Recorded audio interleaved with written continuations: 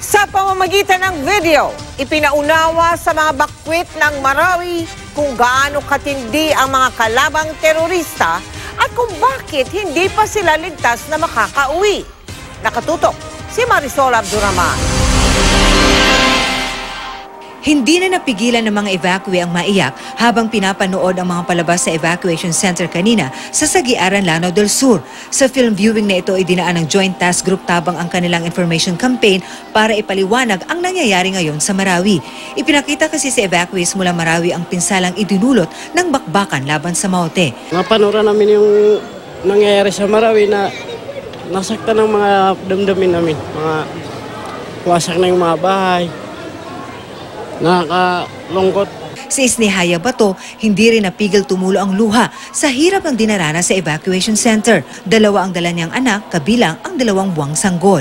Sa Marawi, kahit di ka makakain, okay lang. Dito hirap lang. Kahit araw-araw bigyan kami na, hindi pa rin okay. Isang pake ng information campaign na ito ay maipaliwanag sa mga evacuee kung anong klase ng grupo ang kinakasagupa ngayon ng tropang gobyerno sa Marawi City.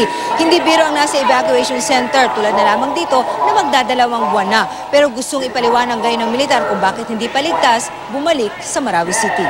Marami pang stray bullets, marami pang unexploded ordinances, hindi pa nakiklear yung mga booby traps at mga IED na nilagay ng Maute Group. Sa palabas din ipinaliwanag ng military kung ano ang teroristang grupong ISIS na kaalyado ngayon ng mga Maute. Ito raw ay para maliwanagan ang lahat, lalo na ang mga kabataan na siya raw target ng mga ito na ma-recruit.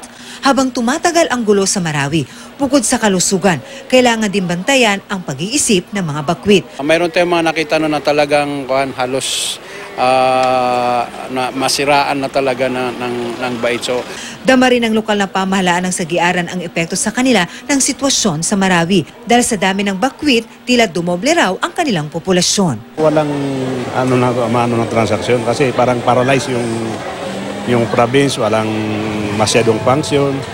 Mula rito sa Marawi, Marisol Abduraman, Nakatuto, 24 Oras.